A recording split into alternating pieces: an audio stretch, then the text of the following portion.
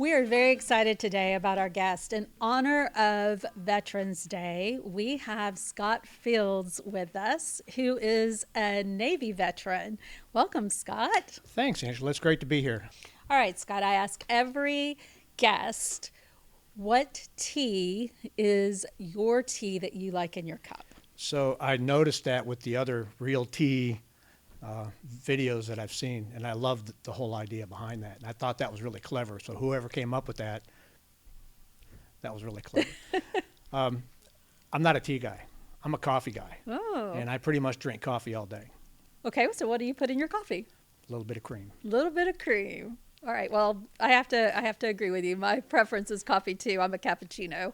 I'm a cappuccino girl when I So can when, have it. when you go to Italy, and I lived there for 5 years, when you go to Italy, don't drink cappuccino in the afternoon. No? They know you're not from there. Oh, It's a morning drink. good tip. Good tip. Well, thank you for that. Well, we're very excited. And today our topic is going to be the Military Relocation Professional. And we're going to talk a lot about why that designation is so important to the real estate community. So Scott is a relocation professional instructor. He is a graduate of the Realtor Institute. He has the ePro, the C2EX. He is a life member of the of the $1 Million Club, and just has a multiple list of credentials that we could go on and on about. So we're very excited to have you explain to us why working with military veterans is a great opportunity for members. How long is this supposed to be? We could go on all day. Yeah, we could. We really could. So what do you consider the most valuable takeaway from the MRP designation? More than required, doing more than required. It's the thing about military folks, especially I'm thinking mostly what I do is active duty, because we're right outside of Millington. I retired out of Millington, but I could tell a story, and I probably will. One of the complaints I've had when I teach this is sometimes I tell sea stories, and that's not necessarily a bad thing. And I've only had one negative comment on that, and the first thing that I thought in my head after telling the sea story was, after I read that comment, was this person probably doesn't want to work with military folks. I say that because military folks have a lot of sea stories. And some of the idea behind those things is to help people understand, what the military folks go through. You hear about it, you see it in movies, but there's certain truths that are not always talked about. So when I say more than required, that is, we have somebody coming in, for example, an active duty folks. So most of the state probably won't see a whole lot of active duty besides, the people around Fort Campbell, people around Millington, Memphis. There's like Knoxville has, a pretty large size Air Force National Guard. So just depending on where you're at. But, these folks are on the other side of the country, sometimes in Japan, Hawaii, pick the location. And they're coming here, they're looking to buy a house, and that is not easy, from an overseas location, for example. So more than required to be, you do the video showings, you learn how to do that. My wife says that she's better at that than I am. We go back and forth, but she is really good at it. Her last couple were overseas. So, after, let's say you get through a whole process and you get closed, and who's going to take care of their yard, how they're going to get their utilities turned on, for example, if they're, because sometimes you can't get it turned on. They can't get it turned on if they're not here. There's a couple of providers that somebody's got to be standing in front of them. That's starting to change. So how's that going to be handled? We usually put it in our name. Who's going to mow the lawn? We usually mow the lawn. So I'm really happy, like if it's summertime and they finally get here, I'm really happy that they're here because now I don't have to mow their lawn or clean their pool. Oh, goodness. So that's a long way to say more than required. Right. That's the biggest takeaway. Right. Well, they certainly have a lot that they're responsible for, so they're lucky to find somebody who's willing to do that and work with them like that. So what other areas of expertise does the MRP cover?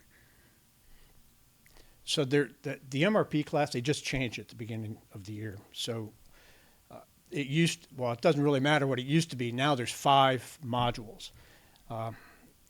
The biggest one is, of course, the VA stuff. But there's also, a module that talks about the military community, which is where, you go into, for active duty folks, we go into ranks, the rank structure, and a lot of acronyms. We start getting introduced to acronyms. And when I hear, an agent come up to me later, after teaching the class, and they say, there's too many acronyms, this is going to kill me. Well, they're all listed in the back of the book, number one. Number two, I say, what's a PCD? We have them too. So it's really not that different. You just got to learn a few more.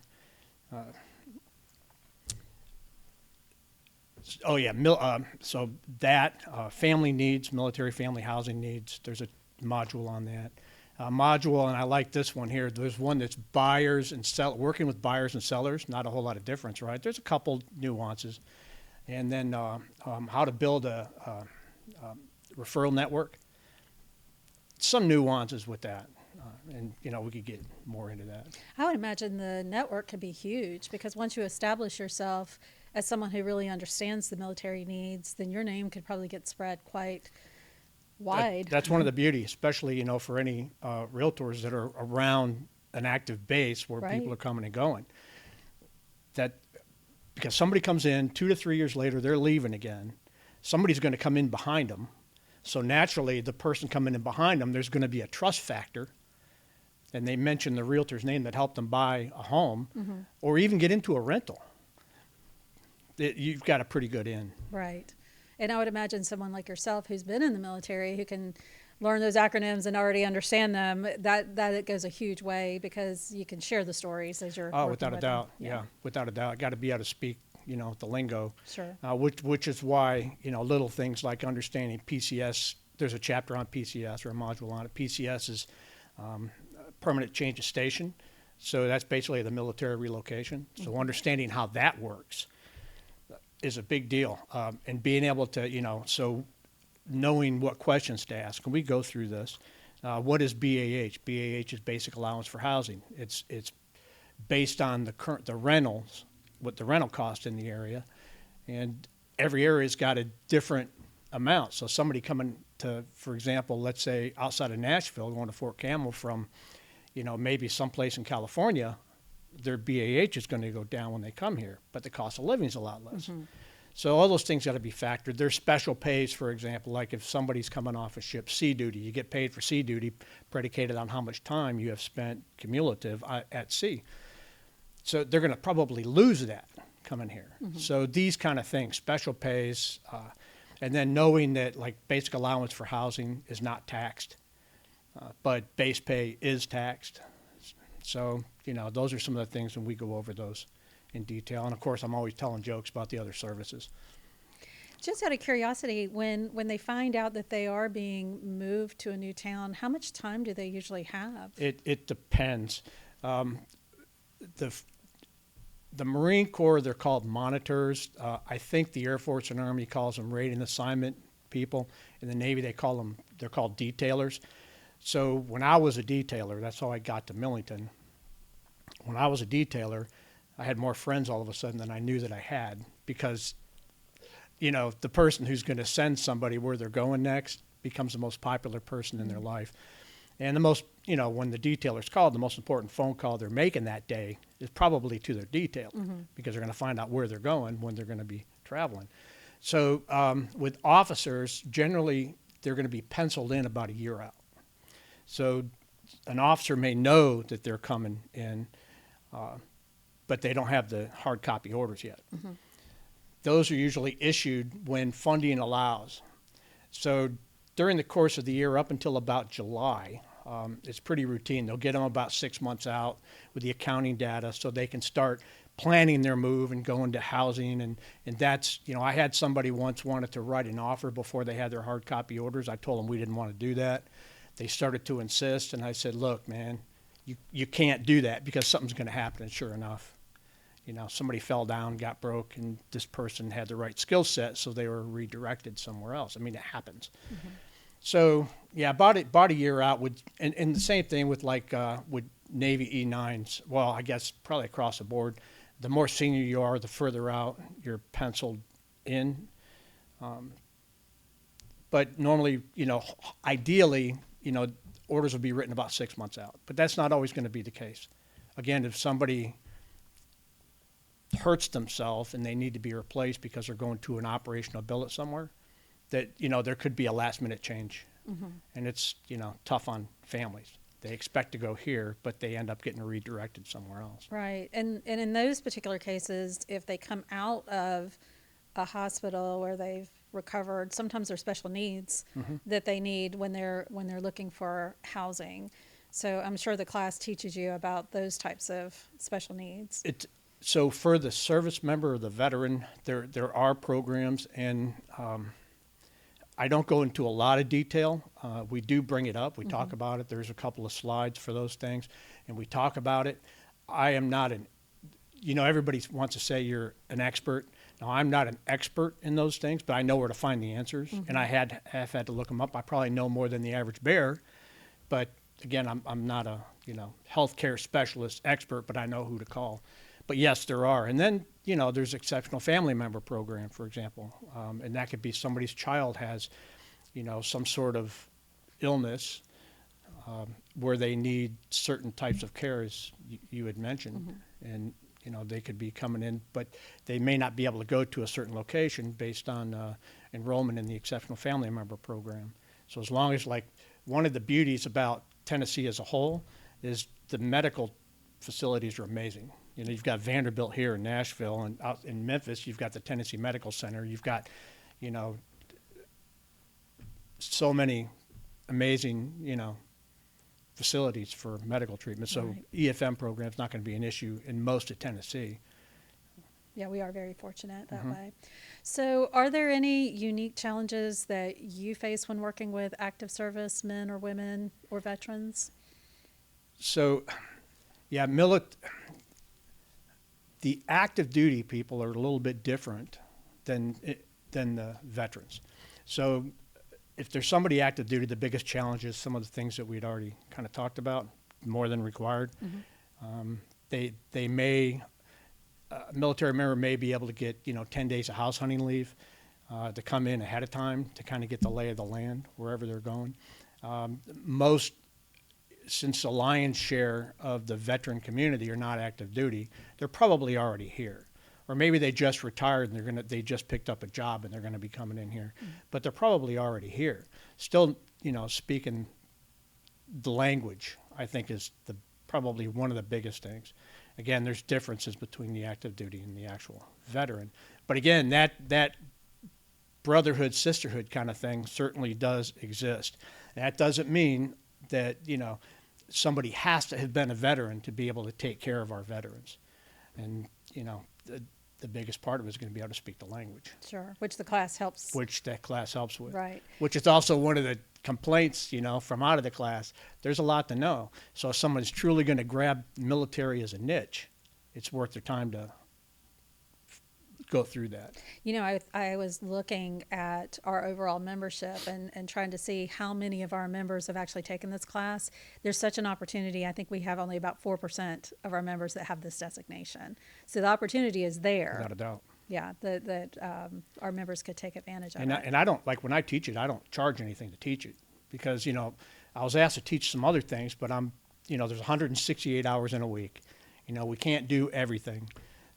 So this is, because I'm so passionate, it was my whole adult life. Of course, I'm a lot older now, so I guess it's starting to balance out, but I'm real passionate about military, working with Sure. military, taking care of veterans and all that stuff. So this is the only thing that I teach, and I don't charge to teach it. Now, if I'm on the other side of the state, like when I taught in Nashville, last year we got it worked out. So it was on the way back from the Region 4 conference, so they didn't have to pay anything for transportation or anything. So, and I've offered up to some other, but, I welcome the opportunity, and I know some people have their favorites. I'm not making a career out of teaching, so that's not the goal here. But absolutely, yeah, there's a lot of opportunity. And when we say opportunity, and I ask this in the class too, we talk about who here in the class are veterans, who maybe military spouse, come from military family, that kind of thing. And we go through that for a couple of minutes. And I'll say, and I've never had anybody do that to me, first of all, I throw up memes. One of the memes I throw up is, you've probably seen this one. It's got people at a party getting their picture taken, and they're going, like, they've got that look on their face, and it says, civilians that don't understand your twisted military humor. So there is such a thing as twisted. We talked about that very thing when we were at Topgolf that time, the first year on TREEF. But so yeah, and now I just lost my train of thought. So this is going to be one of the things we cut. Well, I think that, correct me if I'm wrong, I think this is one of the few designations you can get and not have to pay an annual renewal That's for correct. it as well. Right. So you pay one time to get the designation, and then you have the designation from now on. Yes. Oh, I remember where I was going with that. And one of the things that I will say is that, if anybody in the class is here just to throw another 3 letters at the end of your name, and you're looking just to make more money, if that's the motivation, then I invite you to leave. Right. And I'll stand there for a minute, because there's got to be so much more than that. Yeah. The opportunity to make extra money is absolutely there. Sorry. I thought it was going to be me, so I turned mine off. Do we need to go back?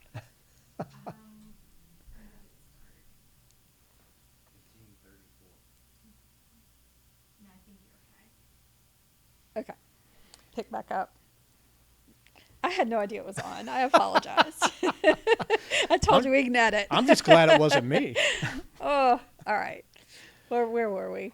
So you were talking about you invite them to leave. Yeah. If anybody thinks that that's the reason, that's their motivation they're not looking to really do the military niche we all deserve to get paid for our skills. We all deserve to get paid for our time. We all deserve to get paid for our knowledge. Absolutely. But if that's the primary motivator to work with military, then I think that's the wrong motive. Well, and it sounds like there's a lot to learn. When you talk about all those languages and the acronyms and everything, I would hope that somebody would not go through it and try to obtain all that knowledge and then not really have the heart in to work with the military personnel. Like any organization, any community, it's kind of a modified Pareto principle. 20-60-20 is what I call it. 20% of people are all that in a bag of onions. 60% of the people earn their paycheck, if you will, and 20% you just kind of sometimes wish would go away. And I get that there are, we could categorize that in each one of those. The military is no different. Sure. Realtors are no different. It's like that in every walk of life. The upper half, of realtors that take the course truly have a heart, because I talk to them. I in my area, I know who all of them are that have focused on a military niche. There's one or two. It's again like this anywhere. If you hear that, you hear a name and you go, oh, okay, and then you hear a name, you go, yes, that person is the right person for the job. Yeah. So the idea, in my opinion, is that when somebody attends the class, that they learn all that stuff, they truly have a heart. And if they don't have a heart after hearing some of my sea stories, or because if there's other veterans in the class, I'll ask them what's one of the most harrowing things you've had to deal with in moving your family somewhere. And once somebody who hasn't truly been acclimated to the military lifestyle, hears those stories, then you see faces change and you see hearts change. So since you said that, what is one of the most harrowing stories you've heard of having to move a military person? Well, I'll give you my own example. I've done a bunch of ships, but I was on a carrier, John F. Kennedy, out of Mayport, Florida, Jacksonville. And I got orders to go to the USS Peleliu, which was out of San Diego, big deck amphib. So it was the middle of the school year. It made no sense to uproot the family. Plus, the ship was getting ready to deploy. And this was in 2001, February 2001. So I rode my motorcycle cross country, lived on the ship, and we were going in and out, doing workups, getting ready to deploy, and we deployed. We deployed right before, the month before 9/11 happened. Mm. So everything changed. And I was a communications guy, electronic communications guy, so I had to have connectivity off the ship. So just to be able to plan things. So I spent a lot of time, and then I kind of called my wife, says, it's going to be a while before I talk to you again. So the ship was supposed to come back from deployment. She was going to move out there then. But because everything changed, now she had to do this move from the Jacksonville, Florida area out to San Diego on her own. Everybody's gone. Security is really tight. So she had to do this with the kids, get the house taken care of in Florida, plus drive across the country and try to find a place to live out there. It was not easy. And there was nobody there to help her, which is why it's so, now we met in the Navy. She was also in the Navy. And, she was a Navy wife for a lot of years. So she understands this kind of stuff, and she was able to handle it, but it was a lot harder than it needed to be. Nobody was there. So when we had a young, he was an E5, and it's really unusual for an E5's pay grade. It's usually somebody's like just started their second 4 years, or they picked it up right before they would re-enlist. Second-class petty officer in the Navy. So he and his family came out, and they had nowhere to stay, so we've got an RV. Every time we go to the conventions, we always drive the RV. And we let them stay in our RV for almost a month. So it's those kind of things. They didn't know anything, young family, just gotten married. So there's more, I know. But that's why I'm so adamant about, who's going to mow the lawn, who's going to put the utilities in their name if needed, who's going to take care of the pool if there is one, all those kind of things. So we've had, more than one family, usually for shorter periods of times. They were in there for going on almost a month. I was really happy. No, they were great people. I was really happy when they left, because anybody who understands RV living knows that there are things you have to do to an RV, like dump tanks and stuff like that. So I was happy that I didn't have to do that anymore. But it was a joy to have them, truly. And, the look on their faces when they finally got moved into their house and all that kind of stuff. And Yeah. So it's obvious you have a heart for the military, but why do you think it's ultimately so important that we focus in real estate on the military personnel? You just said it. I have a heart for the military, and I think that our military folks ought to be, well represented, well taken care of. And there are, and as realtors, there are plenty of opportunities. I mean, one of the modules in the MRP class, I think I said there were 5, there's actually 6. One of the modules, is how to build a referral network. And we had talked about that a little bit. But there are plenty of veteran-focused referral networks out there. Now, I belong to one that you have to have been a veteran or a military spouse to get into.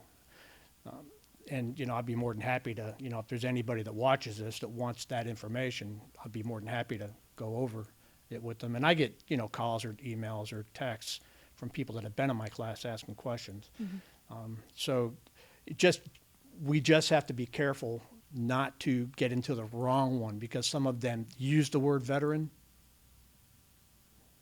And they're not. But not so much.